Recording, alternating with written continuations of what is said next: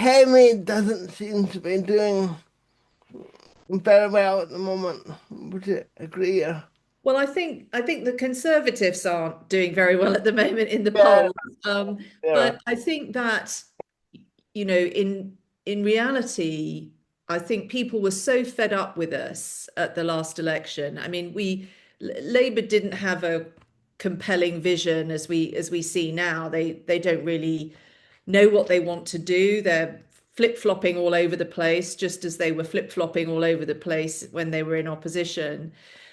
We lost the election because we'd lost credibility with the electorate, and we weren't addressing the things that were of concern to them.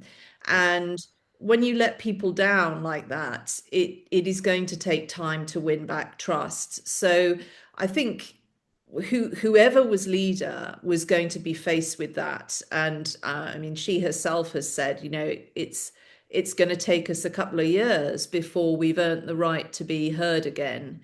And so I don't think that our terrible poll ratings at the moment are down to Kemi herself. I think she's doing the right things. I think she understands that there's no way to cheat on this. You've got to earn the right to be heard again, and the only way to do that is to demonstrate your service to people, to listen, to grip what are really difficult, challenging problems the country is facing, and work out a way to actually provide solutions to those things. So um, I think we are, it's obviously an uncomfortable place to be, but that is the right thing to do.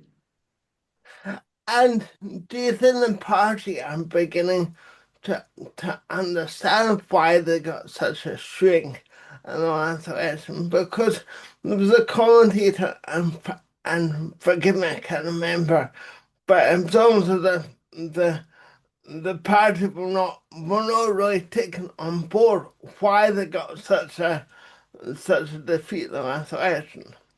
Yes, I think the party as a whole has, and the irony of the last election was that actually when you went round the country and you talked to our membership and you talked to our voters, they were all really unhappy with what the government were doing. And they thought, for example, we had not been looking after businesses very well. And I think we haven't been the party of business for some time.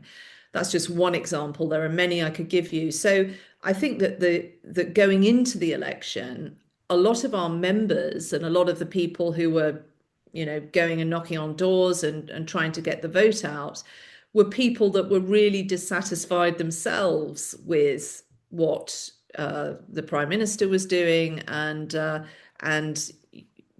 felt that we really had lost our way. And so I think they have got this really quickly.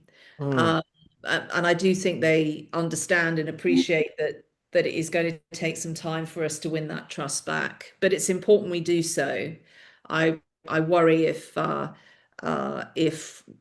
isn't a party on the UK stage that is there to champion responsibility, fiscal conservatism, and public service, and believes in a sort of small, agile state and living within our means. If there isn't a party on offer that's setting out their stall on that, when I think the country's in trouble. But yeah, I think it's good to say, like you say that. I think to to stand for responsibility, but I think you'd had the unfortunate a few tumultuous years of uh, of Boris Liz Truss Ritchie, which didn't scream responsibility. I don't think that screamed responsibility. And do you think by the time it finished, people would just had enough of it was a bit of a circus.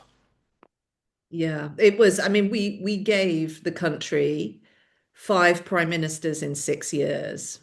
I mean, and I think that reliability, trustworthiness, all of that is so it is so important to the British public that when you become so unreliable and so chaotic, I think that breaches trust in a huge way.